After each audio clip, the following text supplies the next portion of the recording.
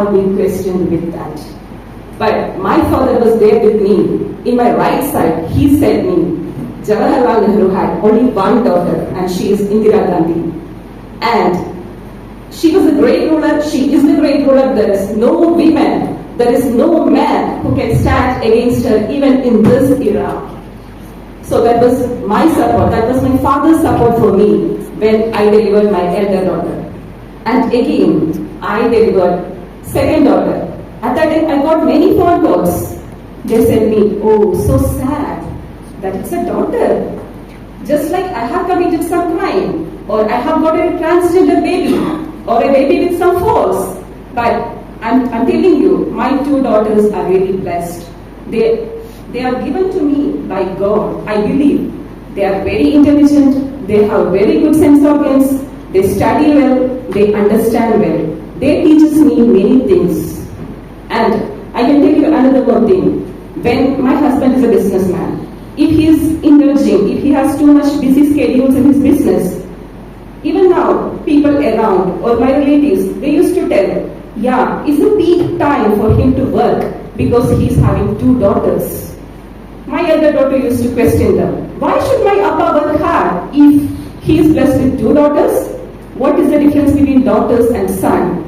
Then those people, I don't know why they are like that, uncultured. They used to tell my daughter, see, your father has to grow you up. He has to give you education. And apart from that, he has to get you married. For that, he needs lakhs to send you. My daughter used to tell them, see, I am not a safe property. My father is giving me good education. He's growing me up with good culture. And I'll be educated, I will soar high. And I will earn my living. And I will never marry anyone whom you people want to sell me. I mean, I will never be a sale. So, I just wanted to tell you that this attitude is still there in the society. It has to be changed. It has to be changed when all of us change. See, I don't know whether this is relevant or not, but always some incidents were there.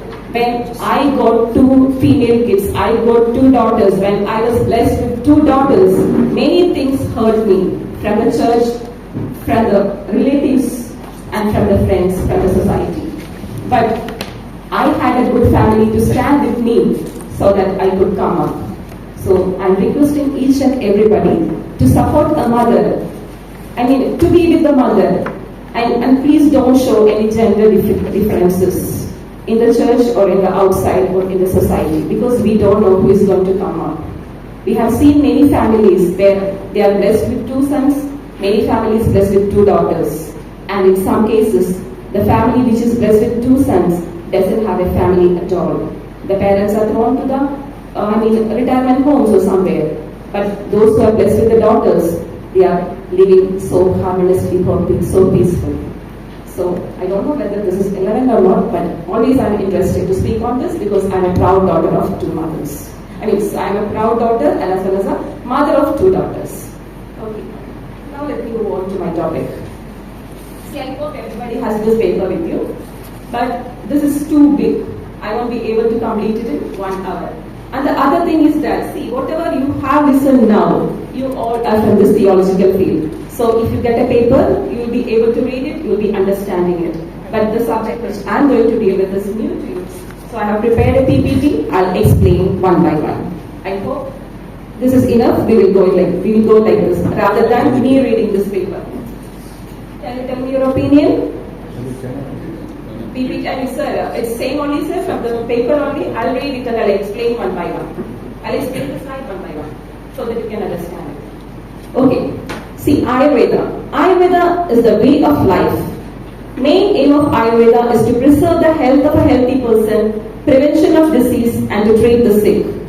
Acharya Sushruta calls a person healthy if he has all his sensory and motor functions, metabolic functions, his digestion, his cell and tissues, and there is proper evacuation of waste from the body, that is Mala, Mudra, Sveta, are in equilibrium with the pleasant soul, senses and mind.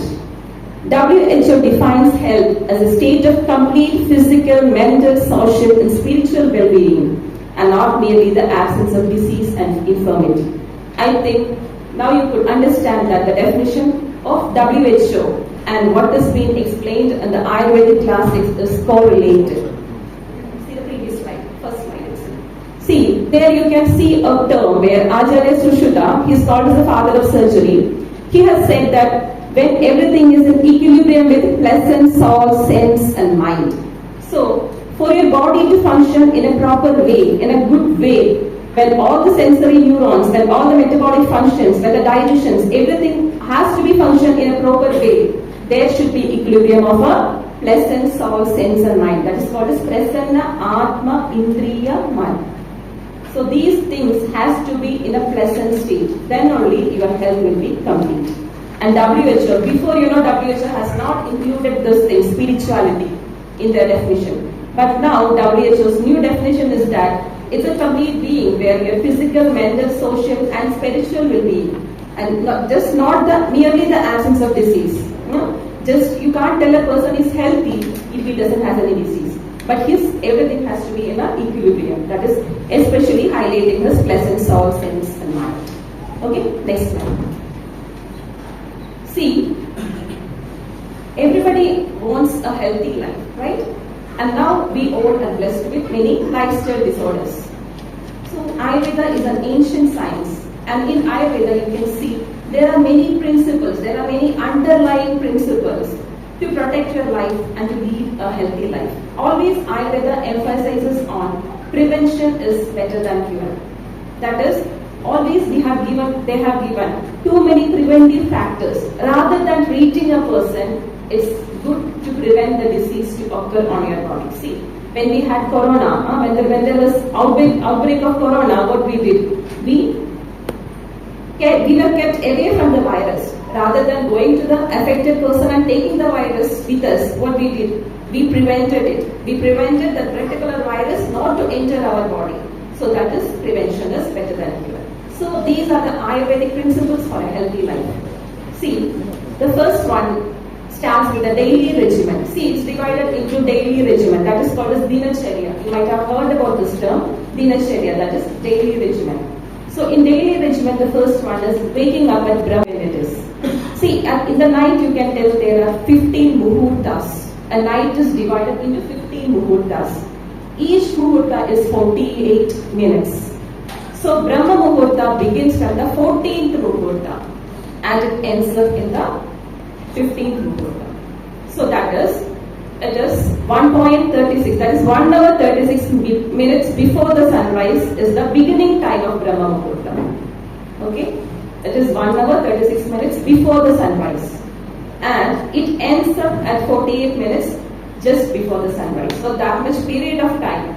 See, I have given an example. If the sun is rising at 6 a.m., then it starts with 6 minus 1.36 minutes. So that comes at 4.24 a.m. So that is the starting time of Brahma Muhurta. And the ending time is, if it is at 6 a.m., you minus 48 minutes from it. That is 5.12 a.m. So the period between 4:25 to 5:12 is called as Brahma Muhurta.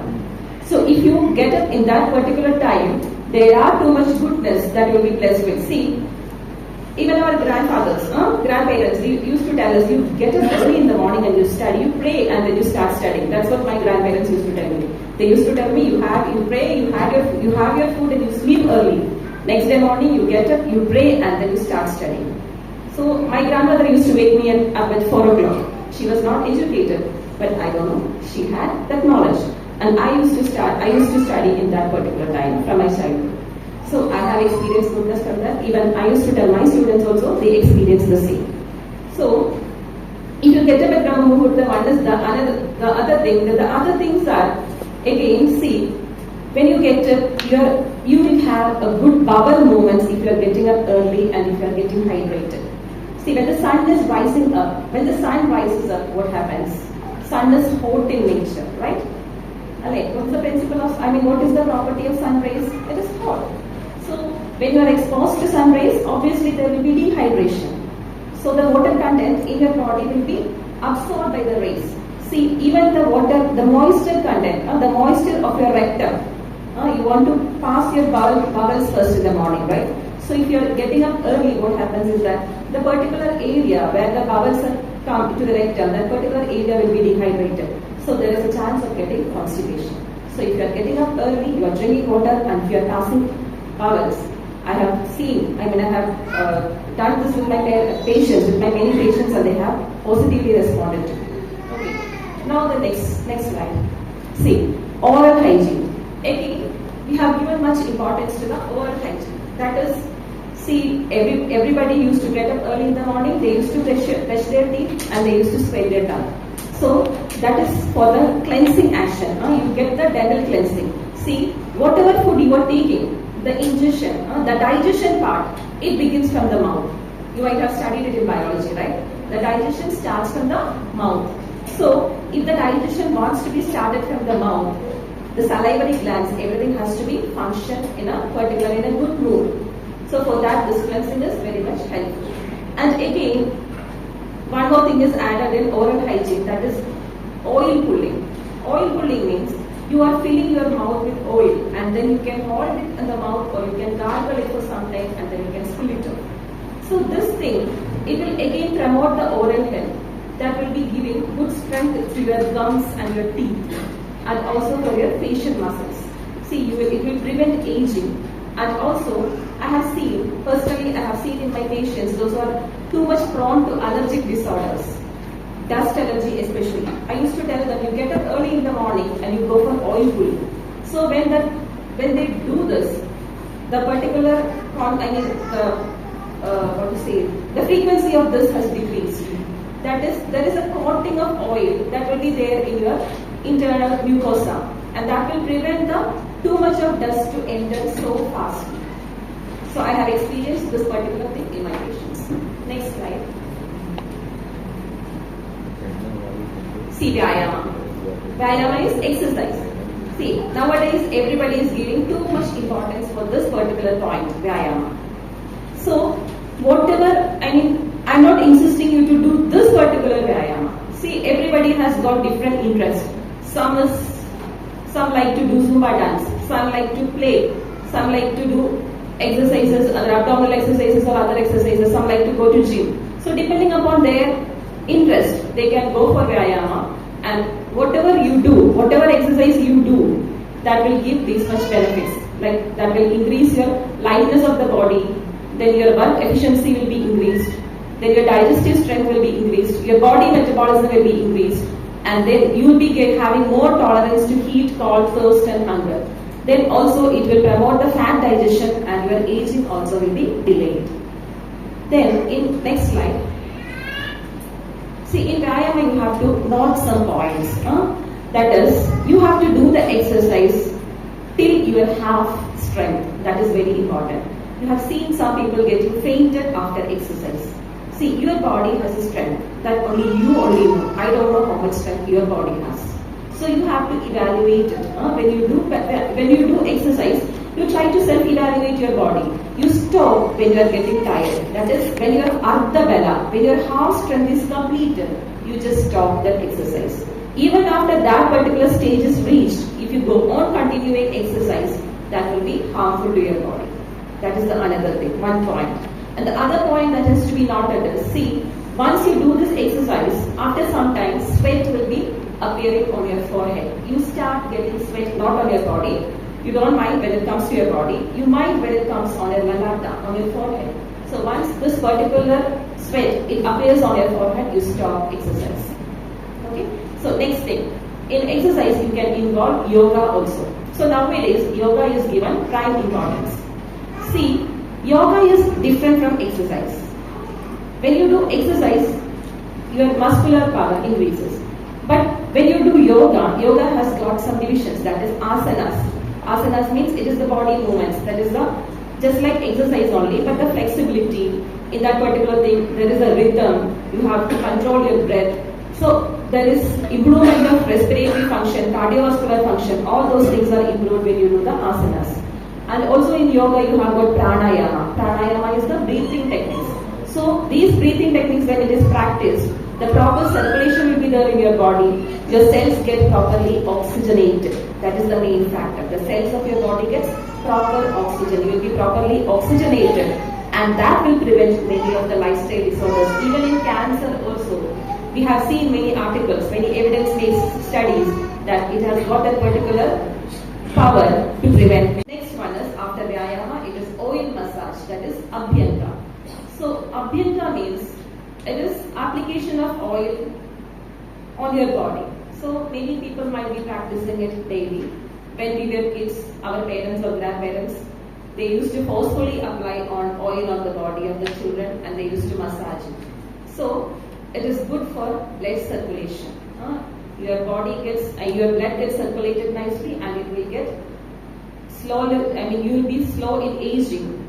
It will reduce fatigue, it relaxes the body, it improves the skin complexion, nourishes the body, enhances the sleep quality, strengthen the musculoskeletal system, promote longevity. See, already studies have cleared that whatever is absorbed in the skin is absorbed by the body, and whatever is applied on the skin is absorbed by the body. So that is why this Abhyanga has got wide importance now. It was having importance in the old age also, but at present Abhyanga is having good importance because articles and the studies have already proved that whatever you are applying on the skin, that will be absorbed through the pores in your body. And again in Abhyanga, Shiro Abhyanga, that is head massage, and Pada Abhyanga is very important. See, whenever a person is having less sleep or hair fall, headache, the oil which is good to him, you can apply that particular oil and go for a small head massage. You will get so calm and quiet sleep. And again Pada Abhyanga. Pada means your feet, the under part of your feet. See, there are numerous neurons in that.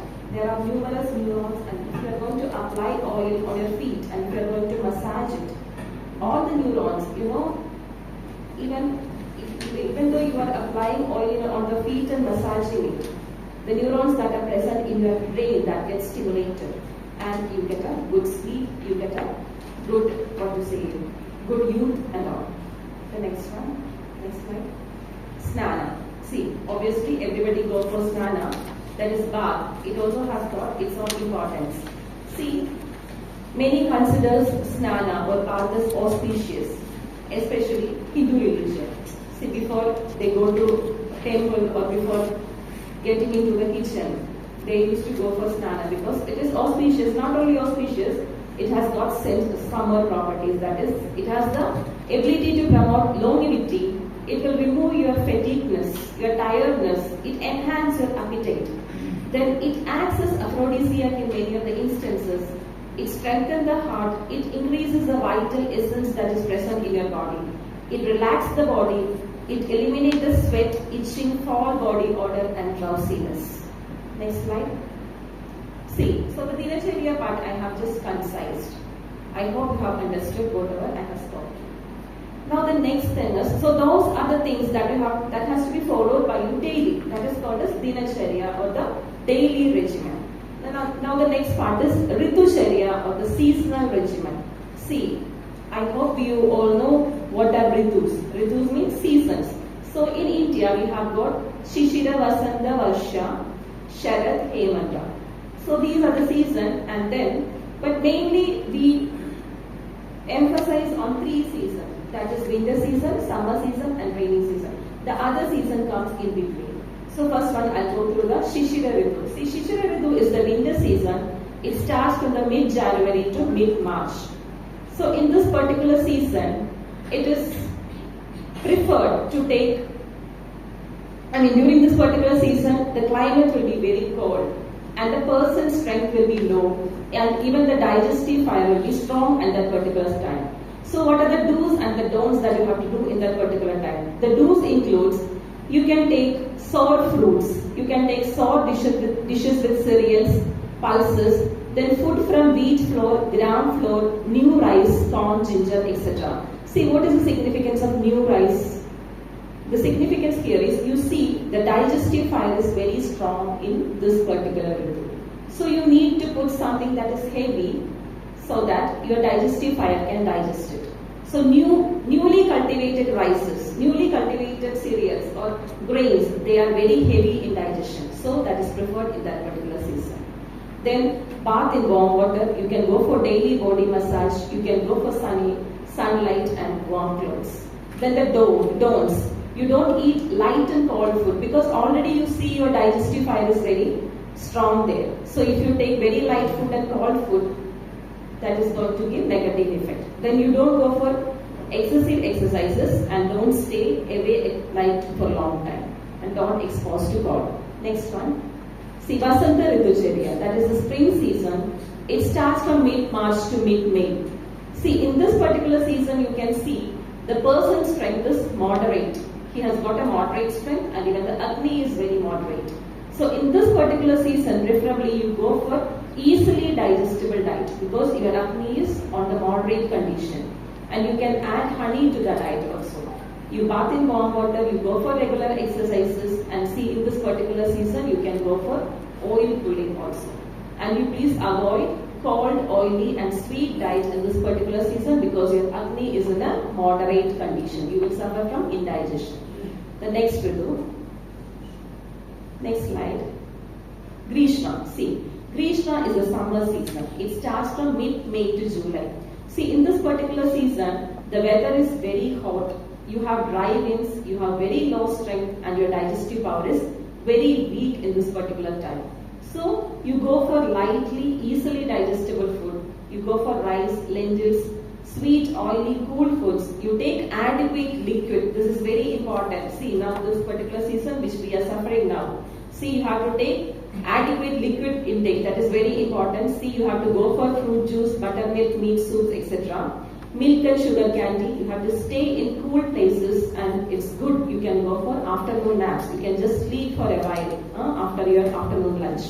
And you can avoid salt, hot food, exercises, excessive physical activity during this particular season. See that adequate liquid intake is very important. And again, you look into the things that you have to take, such as fruit juice, buttermilk, meat soups.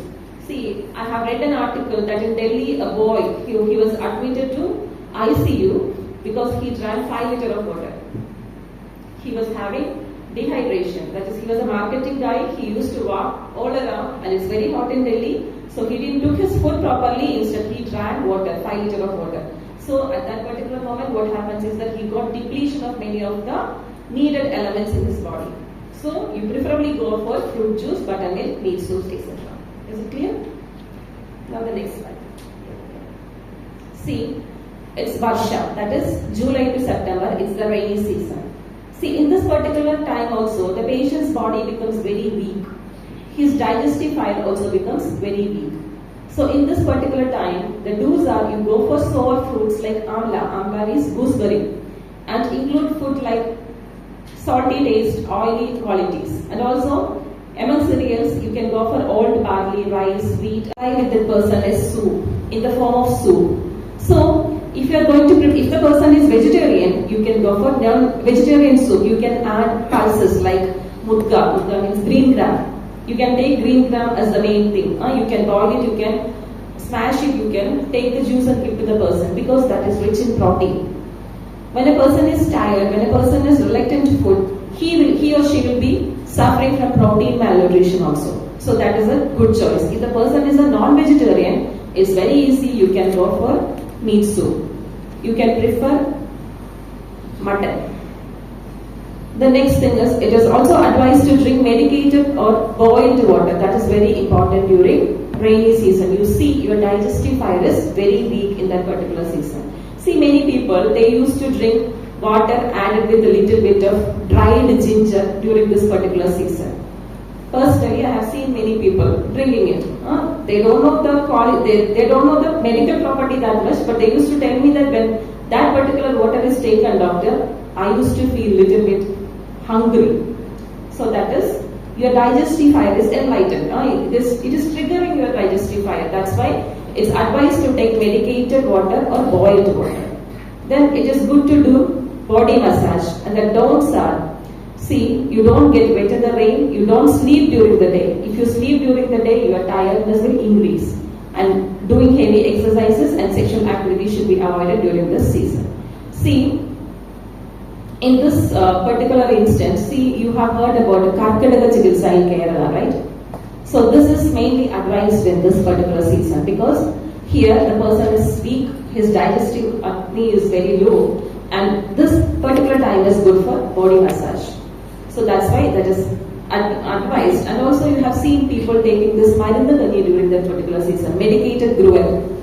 Medicated gruel, that's a practice in Kerala where, because you can see in that particular medicated gruel, all the drugs added are having digestive property.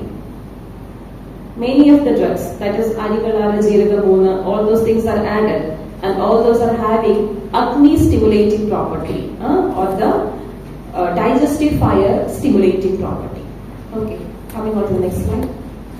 Next one is seasonal regimen, that is Sharad Ritu. Sharad Ritu starts from September to November. So in this particular time, you can see that the person's strength is moderate. It's again increasing, and the digestive fire is becoming more stronger.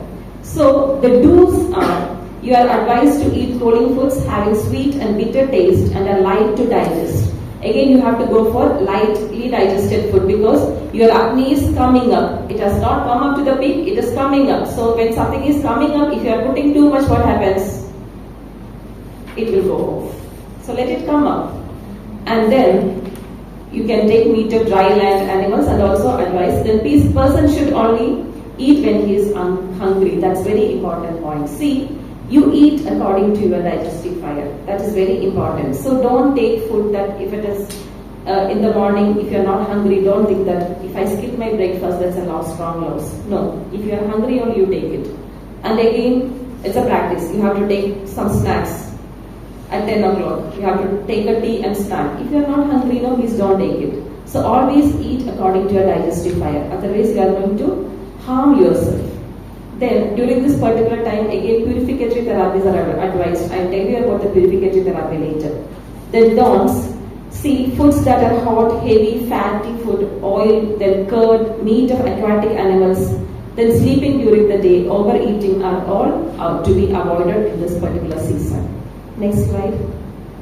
This is Hemanta Ritu, that is, it starts from the mid-November to mid-January. So in this particular season, again you feel very cold. You might have experienced that. You feel very cold during the season, and in this particular time you have got the best strength in your body and you have got the best Agni in your body. So this is the peak time where you are more strong and you have got the strong Agni. So in this particular time you have to take very oily food. Oily food, you can take sweet food, you can take cereals, pulses, new rice again, see, new rice because it is heavy. Then you can take flour-based dishes, green gram, black gram, see, everything that are heavy has to be taken in this particular time. You can also include meat, fat, milk and milk products, sugarcane products, etc. in this particular time. And the don'ts is that please don't take light and cold and dry food, cold drinks, all these things has to be avoided. See, in this particular time your Agni is very strong. See, when you have got a very good Agni, if you are going to take a very light diet, that for that particular fire, it will not be enough. So again, you will be suffering from hyperacidity. So that has to be noted in this particular season. Next slide. So I have covered the Dinacharya and the Ritucharya, that is the daily regimen and the seasonal regimen. Now again, in Ayurveda, there are suppressible and non-suppressible urges. You might be knowing this. So this non-suppressible urges, these are the physical urges that comes from our body. You are not making it. It comes as such. I'll just read out. Adovada, that is flatus, feces, mutra, urine, udgara, belching, shavadu, sneezing. Next slide. Thrit, thirst, shud, hunger, nidra, sleep, kasa, cough, stravashwasa, breathing on exertion, Jrimba, yawning, ashru, tears, chardi, vomiting, rethas, semen. See, all these things, when I read it, you might have understood that these are natural urges. You can't purposefully make anything like this. Any of these urges, it comes naturally. So these things are naturally coming in your body to throw it out from your body. So in that particular instance, you are not allowed to suppress it. I'll give you one example. See, chardi. See, if you have got, why we are vomiting? Because something bad has been there in our body. Some toxins are produced in our body, and that has to be expelled out from our body. That's a natural phenomenon. So when vomiting is happening, when that urge comes to your body, if you are going to suppress it, I have seen many parents suppressing their kids' mouth when that vomiting urge is coming. See, that is very, very bad. Whenever I go to school or colleges or anywhere, I used to tell, please don't do it. Because if you are suppressing, if you are holding like this, that vomitus can straight away go to your windpipe. And the child will die within seconds. No medical science will be able to save that child. I have somehow or the other, it is again related with the Agni, because Agni is the person that is responsible for the proper metabolism. And whenever there is hypothyroidism, the metabolism of the body is lost. So correlating is very important. Next one is Samagni. Samagni is the one which we all need. That is, it is the balanced state of digestive fire. It helps with proper digestion, absorption of ingested food. It provides essential nutrients to the body and facilitates elimination of waste products. So this is the Agni that has to be protected by all. You keep this point in mind. And the next one is the concept of Ama. This is very important in Ayurveda. See, this is, we have studied about bad Agnis. That is Vishamagni, Tishtagni, Mantagni we have studied. So in those particular Agni, what we have studied that the digestion process is not done properly. You have weak digestive flames. You have weak digestion. See, if you are cooking something in a utensil, if you are not giving proper Agni or proper fire, what happens? The proper cooking will not be happening. In the same way, you have put food to your body, you have put food to your jadara or your stomach, and the Agni is not correct. There is no flame to digest it. What happens? It will leave there. Slowly it gets fermented. That particular food, it gets fermented. You get hyperacidity at that particular instant. You feel severe heartburn. Just like sometimes they used to complain that I'm having pain like heart attack. That again, even that you get. See, in that particular instance, the residues, the undigested particles, it settles in the body, it releases many toxins. And that toxins become the root cause of many of the diseases. You can see this is one of the cause of cancer also. You can see this is one of the cause for rheumatoid arthritis. Many of the disorders are caused because of the Ama, that is formed because of the impaired Agni. Okay, next slide. So the Agni part is clear. Now the next part is the diet or the nutrition. See, some part is covered by Tejasvi. I'll just go on. Ayurveda gives special importance to Ahara, diet, that is Anna. Proper diet food is the means to attain good life and wellness. The quality, quantity and the properties of food is specifically explained as the digestive capacity differs from person to person. See, this is very important. The quality, quantity and the properties of food. So, before taking the food, you have to assess the quality, you have to assess the quantity and you have to assess the property. See, we had a discussion about fasting in the morning. See, it's good. You can go for fasting. Even I used to fast. But during fasting, what happens is that mainly protein loss I have seen in many patients, because many of us, or 95% of us are non-vegetarian. We are going to cut down that particular diet. So non-vegetarian food has got good amount of protein and also vitamin B12, many things are again there in this particular thing, but the main thing that we are going to cut down from our diet is protein. Protein is very much important for the body. So in this particular time when you are fasting, you try to supplement vegetarian protein diet in your body. So you will not be depleted. That thing you have to keep in mind. Even I used to tell my patient, and I personally used to observe that. So I used to be okay during my fasting. Then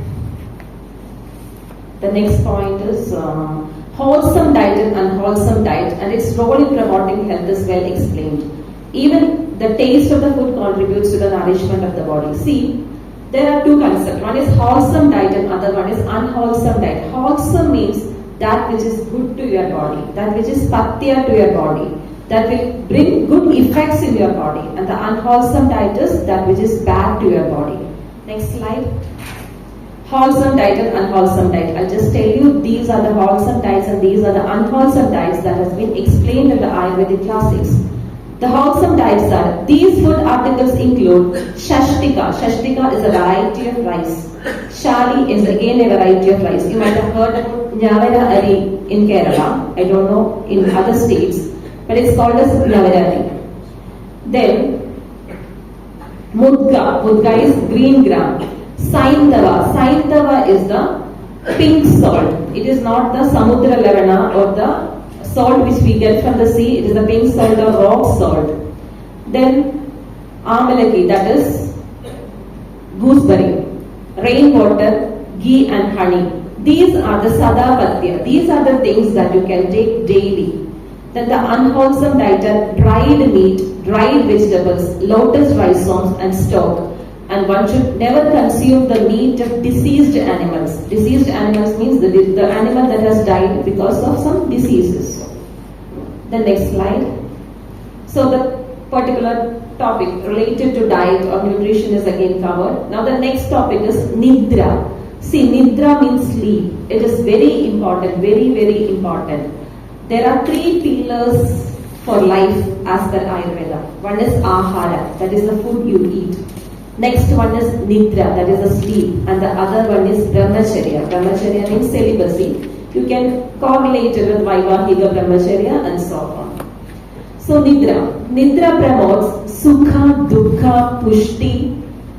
Then that is, I'll tell you, happiness and it is responsible for happiness and happiness, good physique, emaciation, sexual strength, impotence, knowledge, illiteracy, long life and death. So these are the things that you get, or these are the responsibilities, or these are the after effects of a Nidra. The average daily sleep requirements for different age groups are as follows. Newborn or infants, they have to sleep for 20 hours, 18 to 20 hours, because during infancy is the time when their brain is growing. Their neurons are multiplying in seconds. Growing children 12 to 14 hours. In adults 7 to 9 hours. And in older individuals they have to sleep for 5 to 7 hours. This is very important. Next one. Now let me tell you about the treatment in Ayurveda. See, there are 3 treatment concepts in Ayurveda. One is Shodhana Chikitsa, that is the purification therapy. You might have heard about the Vamana therapy or the vomiting therapy. Then the Virechana therapy, that is the purgation therapy. That is Panchakarma therapies in Ayurveda. At least you might have heard about the term Panchakarmas. I hope you might have heard about the term Panchakarmas. So Panchakarma means it's a purification therapy where the impurities in your body are expelled out. They are expelled out by the treatment procedures. There are some treatments in Ayurveda, 5 karmas or 5 treatments in Ayurveda by which the impurities in your body are expelled out. Your body is purified. That's why it's called as purification therapy. Next one is Shamana Chikitsa, that is pacification therapy. That is the medicaments which you take. See, if you have back pain, you go to the doctor, you take medicine, right? There you are not going to expel the things, expel the doshas outside your body. There you are going to console it. You are going to do the treatment as such, or you are going to do the Rajana, avoiding causative factors. That's what I said you, prevention is better than cure. This is the point with which we always stress on. See, whenever a patient comes to us, we used to ask them the detailed history. See, what was the instance? How you got this particular disease? Did you took something, or were you exposed to anything, or was there any change in your lifestyle? That question will be always asked by an Ayurvedic physician, because we need to know the causative factor. We need to know the factor that is responsible for the disease. So, if there is a particular causative factor, you avoid the causative factor. That is the first line of treatment. You avoid the causative factor. See, when we had corona, what we did? We avoided the causative factor. If we are found to be diabetic, you have to cut sugar. If you are found to be hypertensive, you have to remove salt from your diet. So you avoid the causative factor. That is Nidana Parivachana. That is the first and the foremost line of treatment in Ayurveda. Next topic. Now this is again very important. Rasayana in geriatric care. This Rasayana concept, Rasayana increases the longevity, it increases Smriti Medha, that is your and one which helps in maintaining health, youthfulness and enhances Prabha and Varna. You see, when you are getting older or as your age advances, these things deteriorate in your body. That is your Smriti, your intelligence, it decreases. Then your youthfulness, it decreases. Your Prabha, Varna, your complexion, all those things decreases as you are advancing with your age. So that can be compensated by the Rasayana Chikitsa. So it is not a treatment that has to be done in old age. It has to be applied from the pediatric part. See, Ayurveda always gives this Rasayana treatment from the pediatrics. Once the baby is born, after some days. See, you might have heard about the Swarna Prashan, administration of Swarna to babies. That is called as Swarna Prashana in Ayurveda, where the babies are administered with Swarna Basma mixed with Grida and also honey. Grida, mainly we go for the medicated Grida that has got this particular Smriti Medha increasing property. So, that has got the particular capability to increase the Smriti Buddhi Medha of the child. So, that particular Rasayana concept, that concept is there from the pediatric part. And even in the geriatric also. See, in geriatric, I mean in old age, what we have to take into consideration is that if an old people is getting disease, like if they are having fever or whatever disease they are getting afflicted, please don't just give them medicaments alone. You give them something more. That is, at the same time, you can see when a person is suffering from a disease, there is depletion of dhatus or depletion of the essential component in their body. That has to be supplied to the person. That's why I said you go for soup. Especially old age. Once they are having some diseases, they become too much reluctant to take food. You might have observed, even I have seen with my grandparents, they don't like to take food. They say that I don't want food, it's tasteless and I can't take this much quantity of food. So what people does is, they give food, they try to give it, but they are reluctant, slowly they deteriorate. I have seen many grandparents deteriorating like that.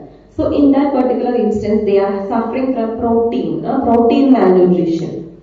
So that has to be taken into consideration and then you can go for some soup, vegetable soup or non-vegetarian soup depending upon other Agni, and that will give them more energy and they will come up after the disease rather than treating them with medicaments alone.